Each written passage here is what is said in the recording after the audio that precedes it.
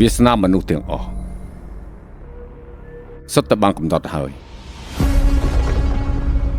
ពួកយើងក៏ដូចគ្នាដែរពិភពលោកនេះល្អណាស់ត្រូវព្រះជាម្ចាស់គ្រប់គ្រងនៅក្នុងដៃព្រះ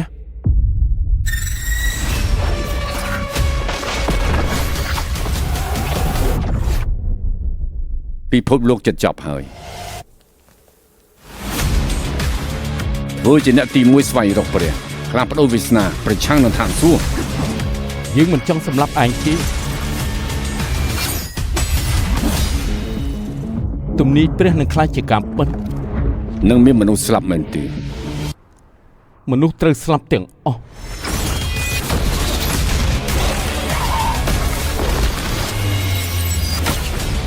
ខ្ញុំនឹងធ្វើឲ្យបានមុនព្រះបំផ្លាញគ្រប់យ៉ាងសម្លាប់ព្រះទំនាក់ទំនងឯងជាមួយព្រះ